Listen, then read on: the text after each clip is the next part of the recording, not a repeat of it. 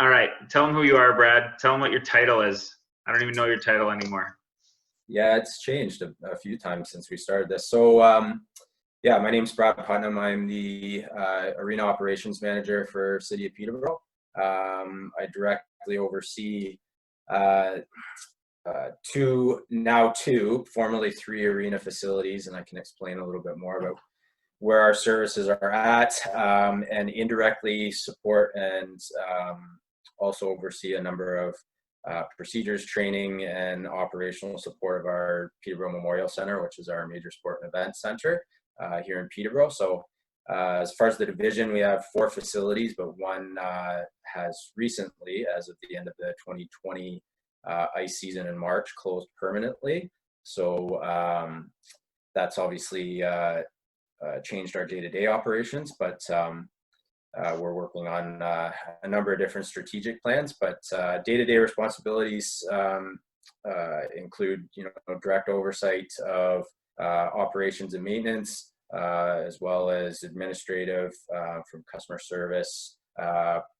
Not necessarily programs directly, but programs indirectly through our recreation division. So yeah, a number of different tentacles with the position, but in essence, direct oversight of the arena facilities. And so, just so the students know here, Brad, you did graduate from Brock, what, 2010, 9? 2011. Yeah. 11? So around the same time as me. We did some classes together. You're younger than me. I went back to school late, so you're just the whiz kid who's taken off in the world of rec. But you also did, was it Oakville, Burlington? You did some asset management arena stuff? Yeah, so from Brock, graduated fall 2011. I was fortunate to step right into a contract position with the city of Burlington. So I'll kind of step back as far as this kind of my progression through municipalities and things. While I was at Brock, originally from Bowmanville, so the Durham region, for a few summers worked with the municipality of Clarington. Through that was able to gain a lot of experience, more specifically on the recreation, like programming side of things, which kind of lined up with the community recreation stream that I did at Brock. In addition to that, worked at the City of Niagara Falls in fourth year for placement. So that was another good municipal experience that, the work with Clarington kind of gave me a little bit of insights too. So that was community development based.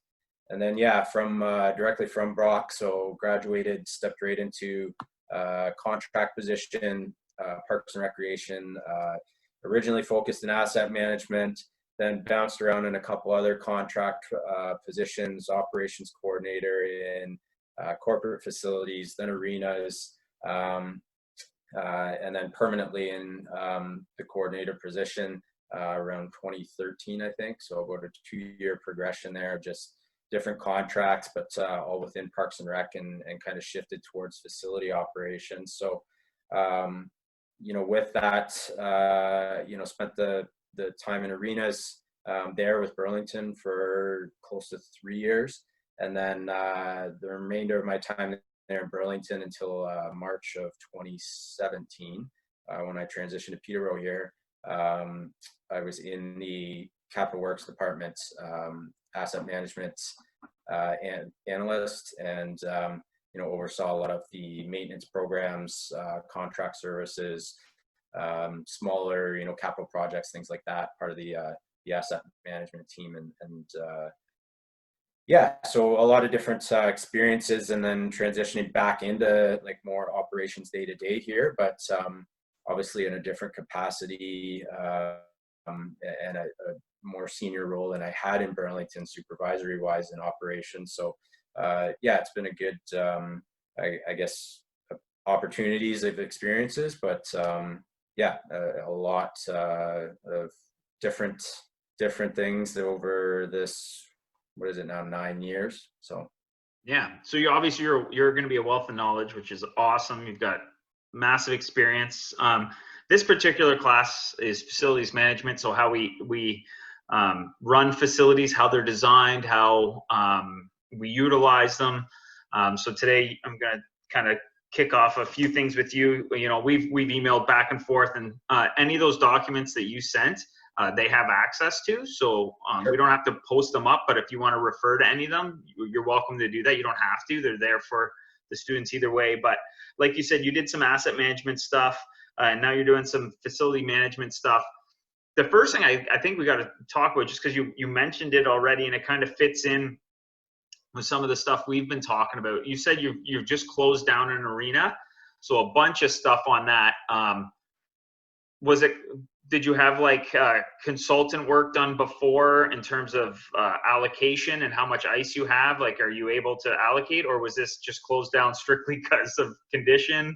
Or, you know, like, do you have to build a new rink now, or are you going to just keep functioning as it? Like, kind of fill everyone in on that whole, how that came to be. Yeah, I figured that would kind of be a segue. So I actually do need to share an additional document, our arena needs assessment. So I'll kind of start there. So in 2013, obviously long before my time here, the city started an arena needs assessment. So the North Crest, which we've now closed, an old, built in 1967, bare bones, 4 walls, 4 dressing rooms, single pad facility.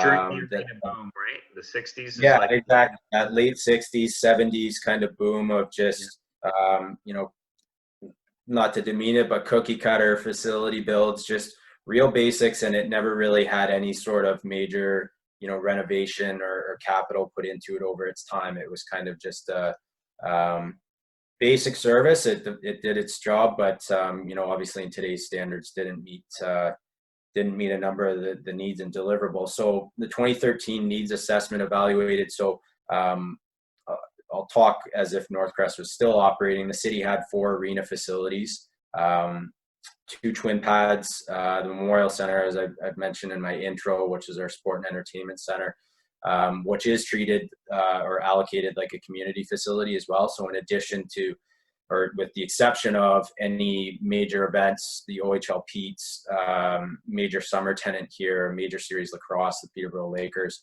with the exception of those events, which do have a priority over the facility as major tenants, and obviously events being concerts and larger things like that.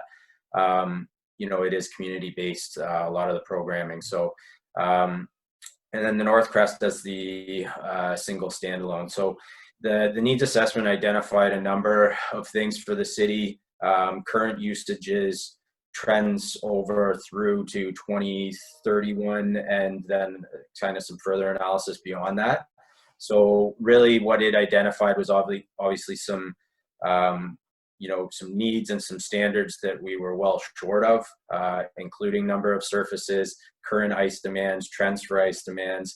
Major recommendation out of that was developing an ice allocation policy, which I actually did have the ability to help finalize here and implement. So it is our only corporate approved, so it's a council approved policy, which kind of dictates how we obviously allocate things, criteria and requirements for, you know, partner group stakeholders, what they have to provide to the city on an annual basis to be considered part of that partner group and get a priority allocation. So, you know, that's things from minor sports to, you know, one-off users.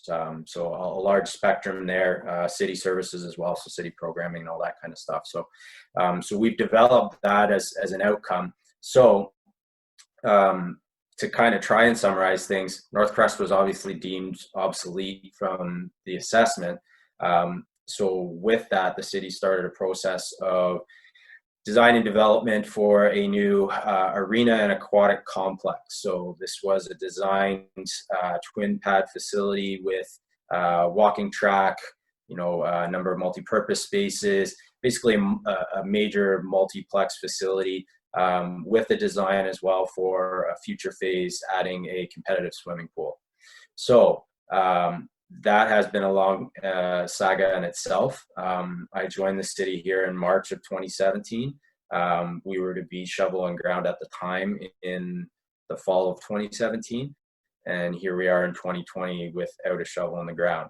a number of roadblocks as to why that has transpired. I mean, from a previous funding commitment that was never fulfilled from the previous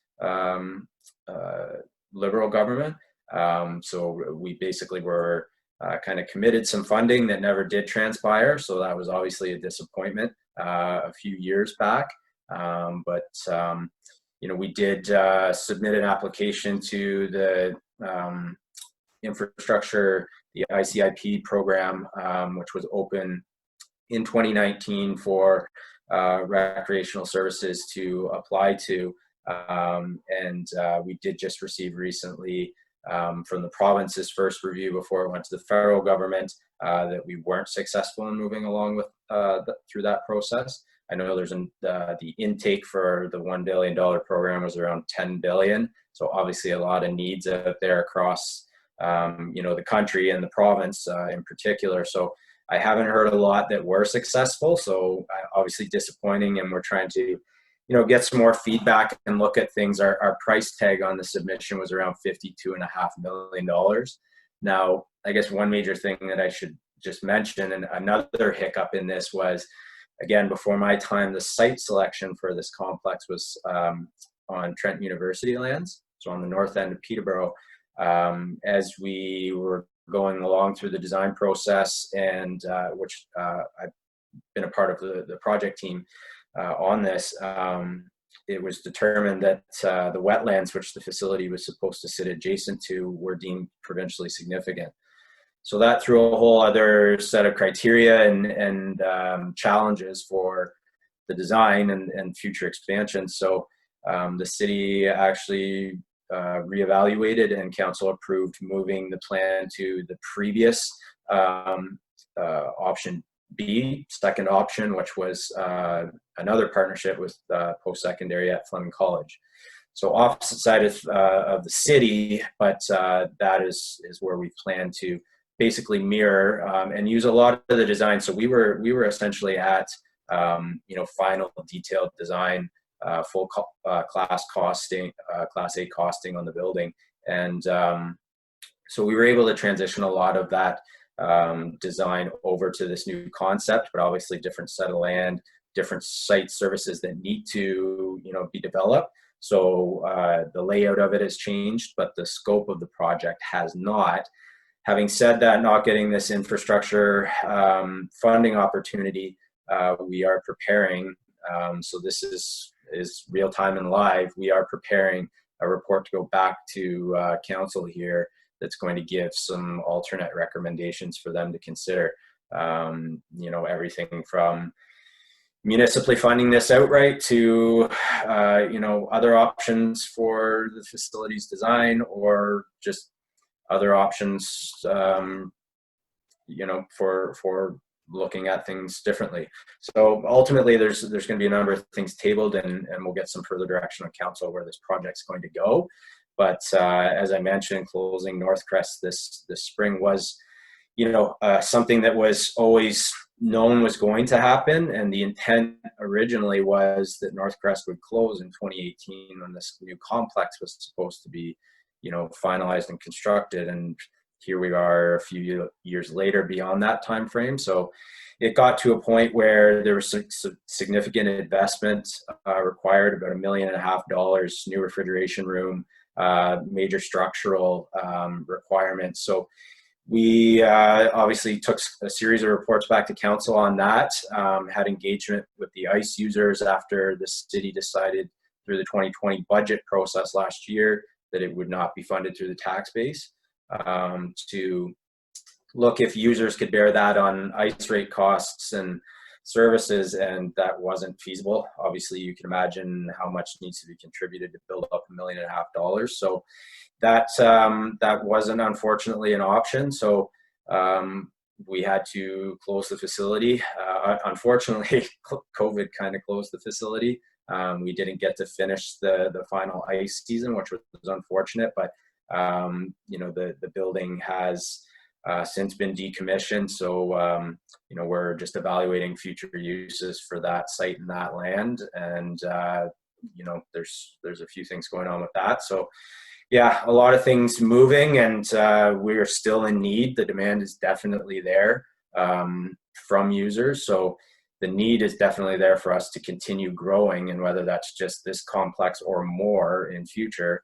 Obviously, we just, as many other municipalities are, like just facing the roadblock of the costs of what construction is now, and looking at different opportunities. So There's a bunch of stuff from that. So one, yeah, now you've got to struggle because, well, you're down a pad, yeah, but realistically, in terms of planning, you're down two because you were expecting to close this and have two to replace it, but now you're just straight down one. yeah. That's going to affect your arena allocation policy, or if not the policy, depending on how it's written, it might be written in a percentage way. I don't know. There's different things, Yeah. but sometimes there's just minimums for like minor hockey gets a minimum X amount of hours. Sometimes it's minimum 48% of the available ice at certain times. So every allocation policy is different, but you guys are going to obviously have to be flexible until this new building's done. Yeah, and I mean it's obviously a huge challenge. We did go through an exercise of looking at the reallocation. So we obviously spent a lot of time with the minor hockey groups, which are significant user of prime time and other things.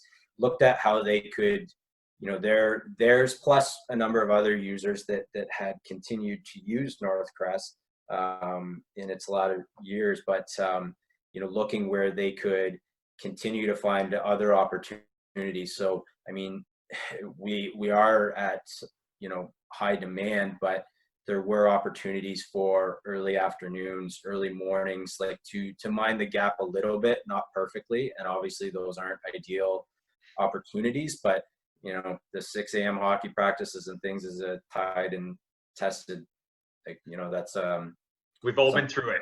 everybody who's been to a rink or lived in Canada has been to a rink at 6 a.m. So, I mean, obviously not ideal opportunities for our users, and we recognize that, but obviously that facility couldn't continue with the significant needs that it had, especially to make it through, at the time and the hope of this funding program, 3, potentially 4 years for the facility to be constructed. It just wasn't going to be an option. So we've gone through the process pre-COVID and some of the restrictions, which I can maybe talk about after, that's stressed on our allocations. But we went through an exercise of trying to reallocate as much as we could within the city. Again, because things aren't, at least right now, in a normal, it's in a new normal, but things like events, so tournaments, other things that did still continue to use Northcrest, even with what it was. Some had to and relied on it. So we've actually had some conversations that never really had to materialize just because of where things have been at throughout this year. But there's some county facilities. So Peterborough County is not is kind of a partner with the city. So there's the city of Peterborough and then the county, which is a number of rural areas. So there's few areas that kind of offer their facilities to support on those event needs. So major tournaments and things, they'd be willing to work with the city on allocations for those organizations and things to look at for a Friday, Saturday, Sunday for those major events.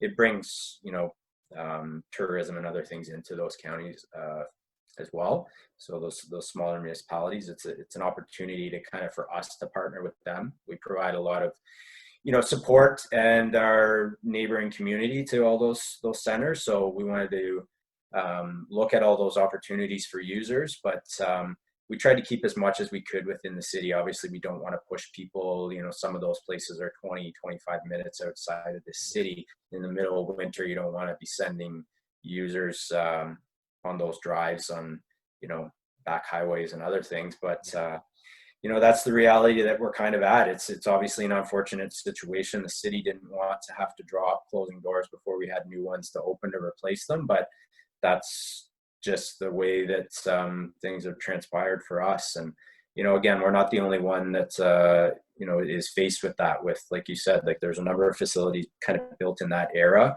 that are in that window of, well past the 2025 30-year life cycles into that 50-year, where buildings now start to, as a whole, kind of be evaluated for replacements. So yeah.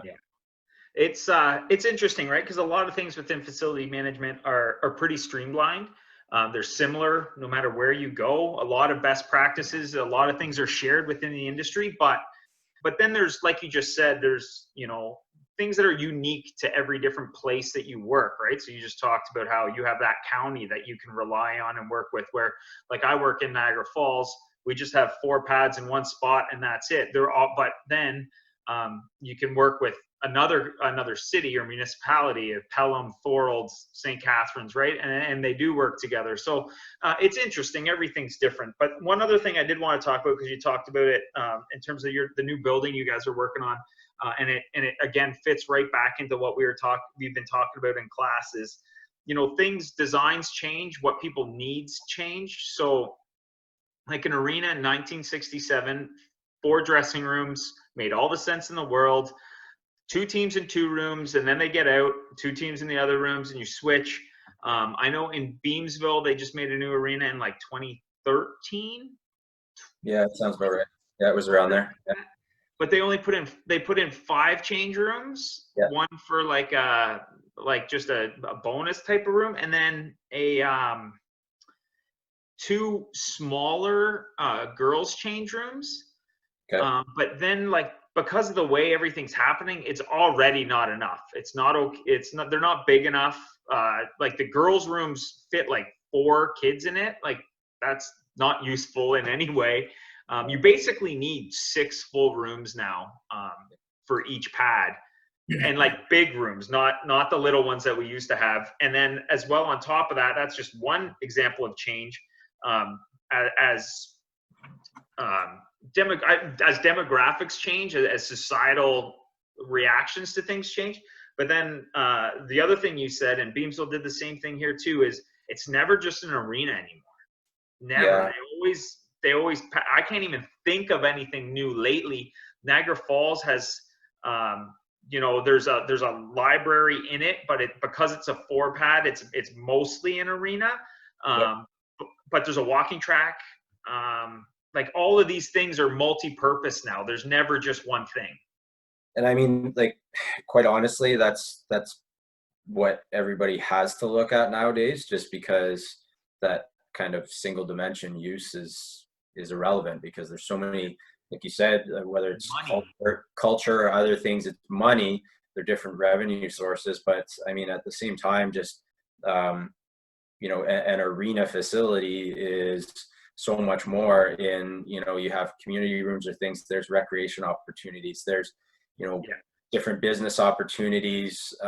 Like, they really are hubs. Like, I mean, and it sounds like you'll read about that, and that's what recreation is providing, is like a hub for communities. It really is. And I mean, like, through this 2020 year here and pandemic and things, like, we've been so much more than an arena, all of our arenas. But I mean, from, not having events and normal services, to being on standby for social services, emergency management, like hospital support, like assessment centers. Like, we've touched on everything, every type of need for the community. And I mean, eventually we want to get back to somewhat of the norm. I mean, doors are opening now and getting back to somewhat traditional services, but obviously a lot different than in previous normal. But you have to look at facilities now completely differently, build for the future for sure.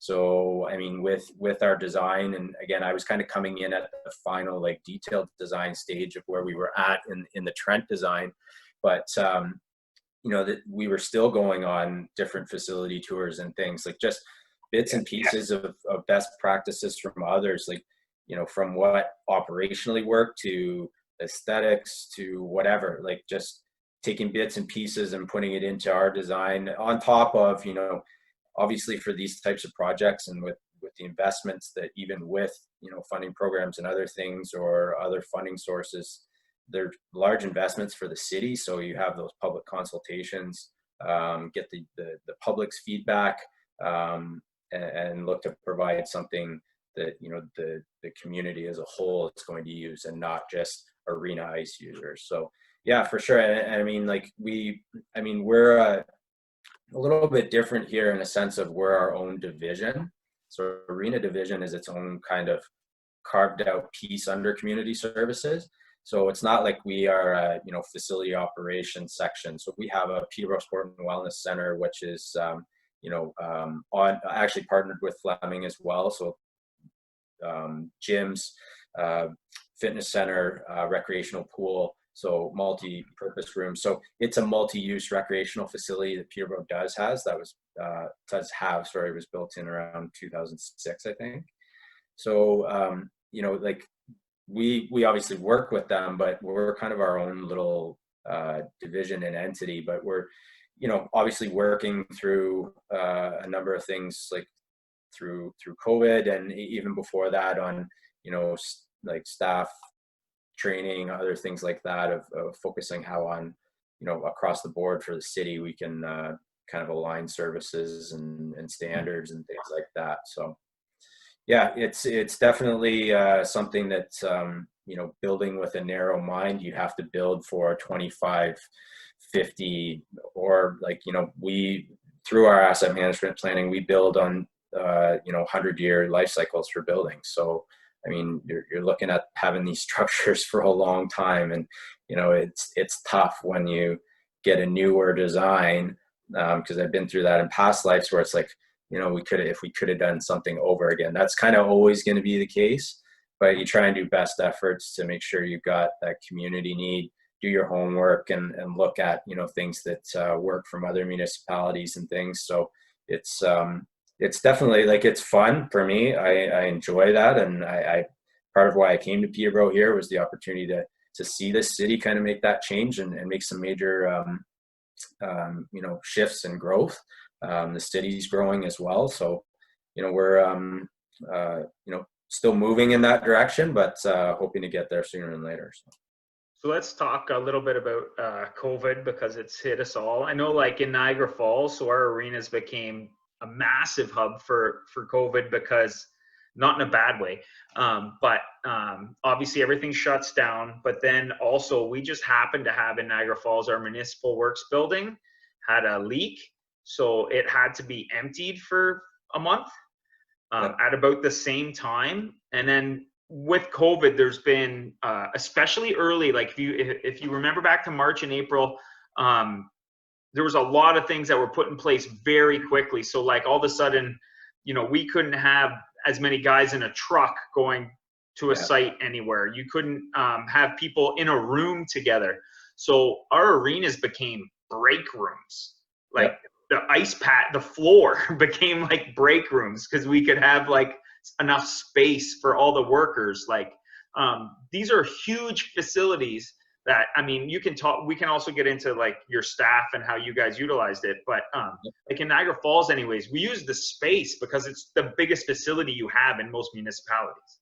Yeah, no, for sure. And I mean, like, some of those like facility plans that I sent you there for reference, just from the Evinrude Center. So that's a twin pad with a banquet hall. You know, that banquet hall was assessed for a number of different uses throughout the pandemic. So like for our situation, you know, we shut down all services facilities around that March 13th, kind of where the province shifted. Ontario declared a state of emergency and things. So we closed all our buildings. We pulled all our ice. We shut things down. Basically went into shutdown mode. And for a short period of time, we actually were all completely remote.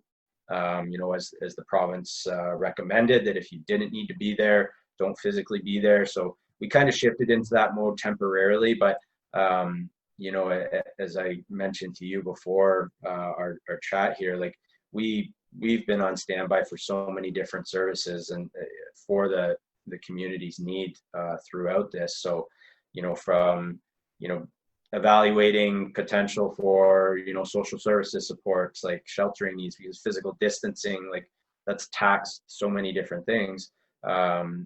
Emergency services, you know, standby support for hospital, public health, assessment center, drive-through assessment center, just a number of different things. And, you know, obviously these buildings are designed for ease of flow and other things, but like when they were being looked at as completely different things, you know, having people potentially stay overnight and other things like that changes the class of the building, and just a lot of like different variables, which, you know, this whole, the uniqueness of the whole pandemic is there really wasn't a drawing board. So like to all municipalities, to all businesses for that matter, but nobody really had a reference for this type of scenario, situation, procedurally. Like we had, you know, for that facility I'm referencing, Evinrude, like we had plans for it. It is a community, like an evacuation center.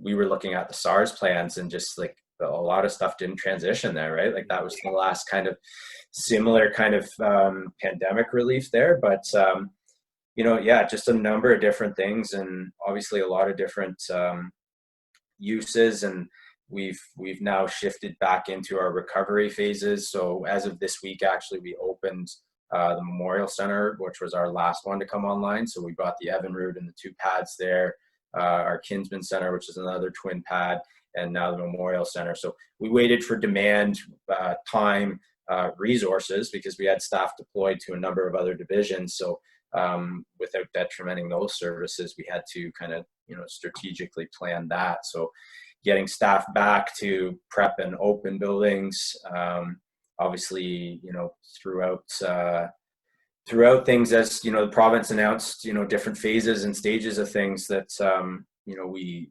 constantly were evaluating best practices, like you talked about, from, you know, health and safety to facility plans. Like the ORFA was a great resource throughout everything, and constantly providing information, new information, interpretations on legislation. Because I mean, let's be honest. Was 50 people per pad, or was it for the whole building? Yeah. And just so many things where it's like, well, does it mean this? And then you have an interpretation. Local public health units have their own direction, interpretations, and so it's been at some stages an everyday changing, evolving situation to, you know, now trying to get into recovery. But as we talk here, September 22nd, things are kind of looking like could shift the other way, or preparations, at least planning to anticipate that. So it's been, I don't know if volatile is the right word, but it's been such a roller coaster of a ride that, you know, quite honestly, I'll be the first to admit, for,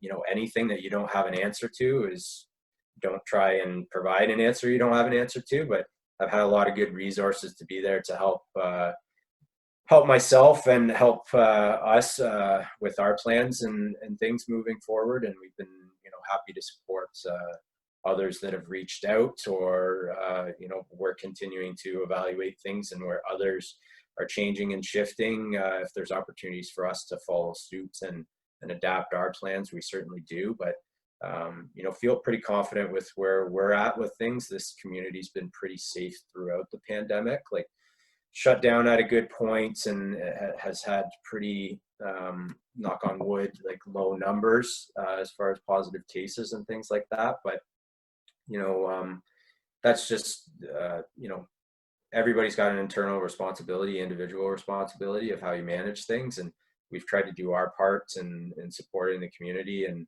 do our best with our plans and support of our staff. So obviously health and safety is a big piece of that, and procedures and you know, just bringing things back to life here has been a process, but you know, rewarding to open our doors in August again there for limited use, but and a number of restrictions and safety guidelines. It's different, but it's definitely, it was refreshing to kind of get the doors open, see those kids come in and start to use facilities, get on the ice again. So that's the kind of stuff, at the end of the day, that's all we're trying to provide, is those opportunities for people in our community. So it's been nice to kind of shift that way again.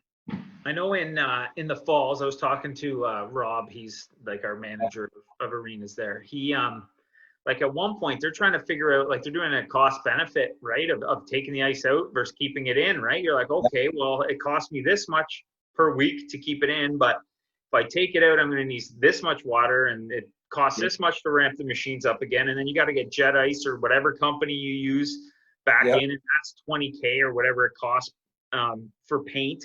Yep. So what kind of analysis did you guys go through when you made those choices, or was it more of like a council decision just to shut it down? A lot, well, a lot of our decisions, like our plans and things, were evaluated by our emergency control group. So the city had an emergency control group, which consisted of, or still consists of, mayor, representation of council, CAO, and senior staff. So our commissioners, that's our director level. So that's what I indirectly report to. Commissioners, public health, our emergency risk management manager. So a lot of senior staff involved at that table. So they ultimately approved our plan. So our facility plans, any other facility plans. So again, wellness center, Peterborough Public Library, any types of facilities, services, museum, art gallery, things under community services, those all went through that group. So they approved, and again, public health is at that table and reviewed plans, procedures, protocols, ensured they were in line with, again, local public health directions, as well as the provincial government's federal directives. So that's where our control level was at. But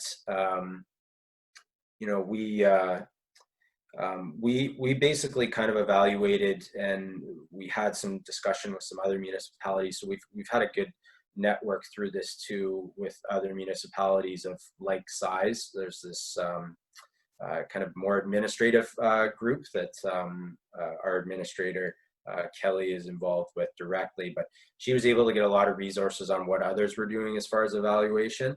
So from us, we looked at, obviously arenas are a huge revenue source. So as the city's projected and reported a number of different shortfalls with closures and reduced services and other things, like arenas and arena revenues were one of the top providers of that. So I mean, we were in the good position of having what we set as a minimum demand of 40 hours per pad as being a feasible number.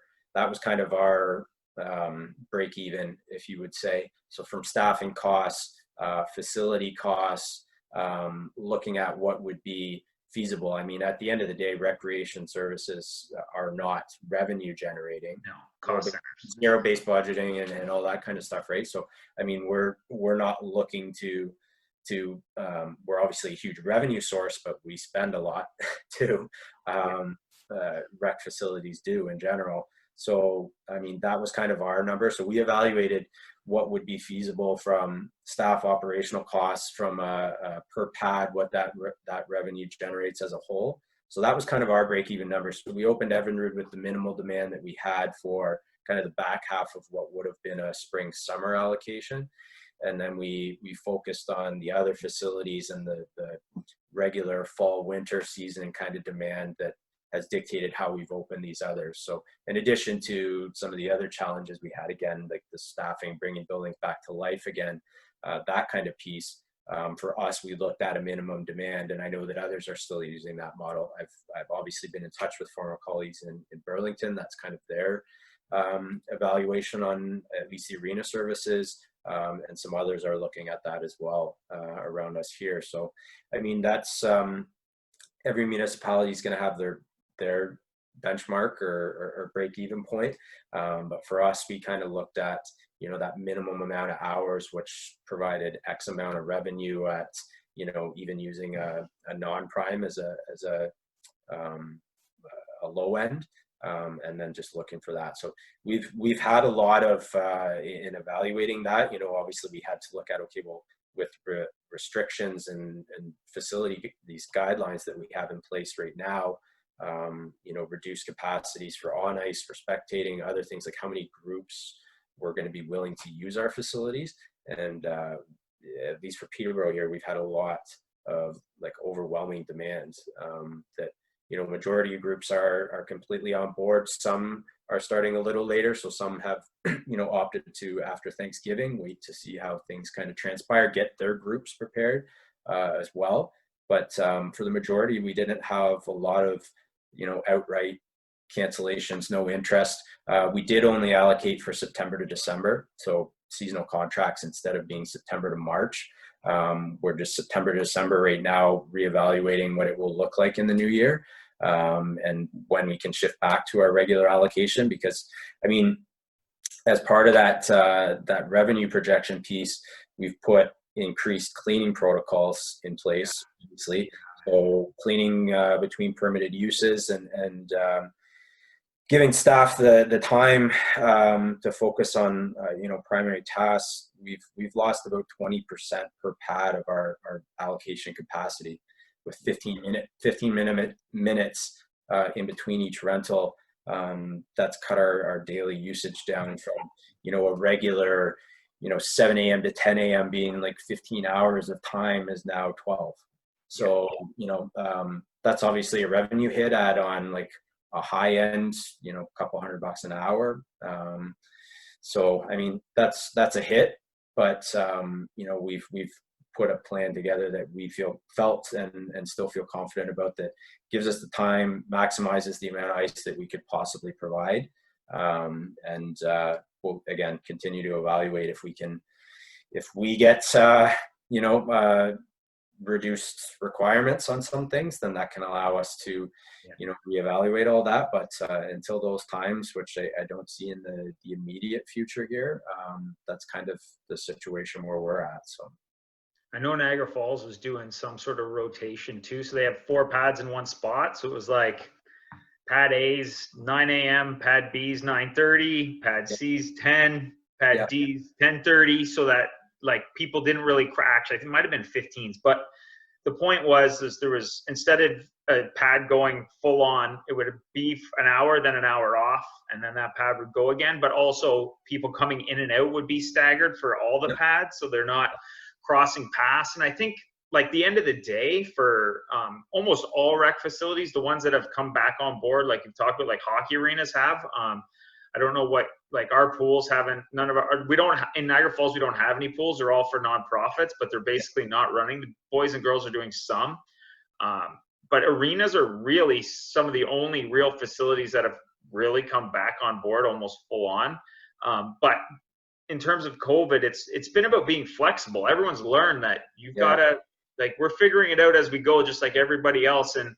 And like you said, you're leaning on other municipalities, other people, and there's a lot of communication within the network. You're leaning on ORFA and what they're presenting to everybody.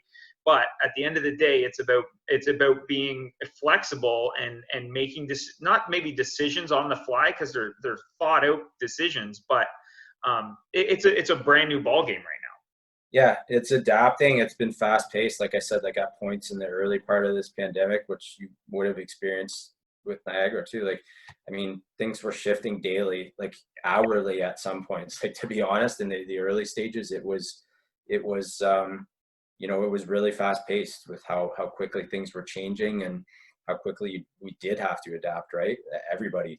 So, I mean, it's still an evolving situation that we continue to monitor a number of things and look at where we need to adjust. But I mean, the biggest thing too, that like we've had to remind some of our users, like we are implementing the safety guidelines. So that current document that I sent you now, where we're at with our numbers, the reduced spectating to, 1 parent guardian per youth under 18 and that stuff. Like we're still greatly below like a number of 50 per pad per space, etc.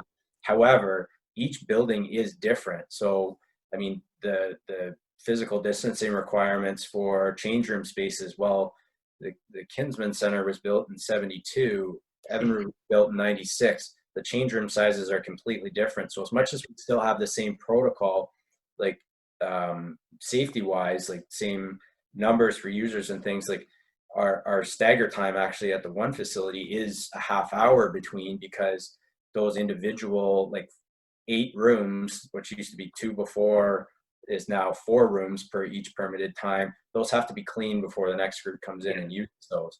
And so at newer or larger facilities, so Evinrude and the MEM Center, we have the ability to have different blocks of rooms. So the one block being used that group exits before the next group comes in, but that next group coming in is going to another block. So there's always, it's easier to transition. But we have designed it too, so that the multiplexes and other things, the path of travel, different entrances, exits, you're never in the building at the same time as another permitted group. As far as our pools and other things, I don't directly oversee, as I said, like wellness center or other facilities, but they have opened, obviously restricted. Programming is coming back online and things like that too. But from screening to cleaning times, they have a shutdown period in between. So again, like within the same city here, we've got different plans adapted for each different building because they're each unique, and that's across all municipalities. So it's not easy to say, for me to look at Niagara Falls and say, oh well, we should be doing that 100% like for like, because you can't.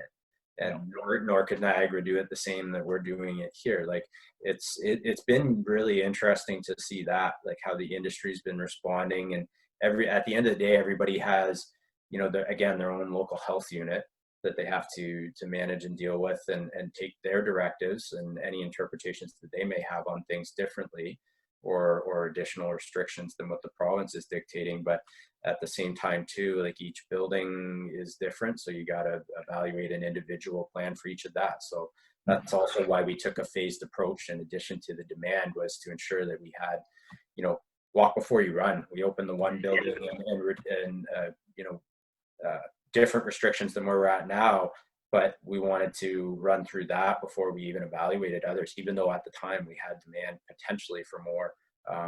We just phased that approach, and it's worked for us, and I know it's working for others as well. But it's been, like I said, it's been evolving, it's been ongoing, but it's it's definitely been an interesting experience to be involved on, for sure. And it's not over, buddy. It's not over. No, far from it. Some stuff is never going to end. So I mean, that's just the way it's going to be moving forward. But overall for us, like from stakeholders, from users and others, majority has been pretty cooperative. A lot of teamwork and collaboration. And at the end of the day, you're always going to have, some people, why aren't you allowing more? It's up to 50. Why are you only letting 22 in?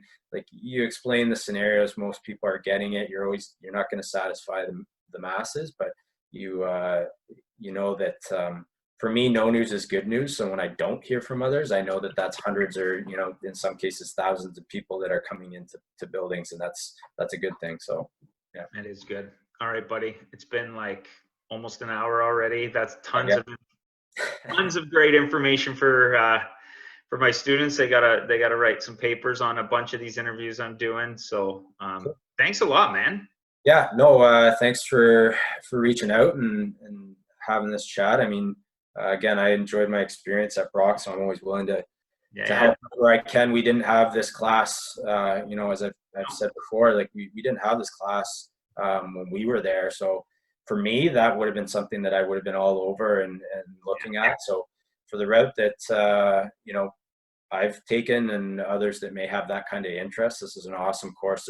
And at the end of the day, whether you end up in facility management or not, there's a lot of transferables and you're going to learn here that are applicable to other businesses, right? So at the end of the day, there's a lot that you're going to learn in this class that's going to be helpful, whatever side of recreation or other facility management it may be outside of recreation, right? But I hope that some of what I've babbled on about here is helpful for your studies, and those documents that I've shared are of some interest. Sorry to interrupt, can we get any of the design stuff you have for the new building? Yeah, I can. Anything that's public, obviously. Yeah, no, I can share. There's a web page on the perfect please for the project. Go to the Peterborough website, students there. Yeah, I'll share the link with you, but there's some literature out there that they can find as perfect. well. But, perfect. Yeah, no, I'll share what I can, for sure. Awesome. Thanks a lot, buddy.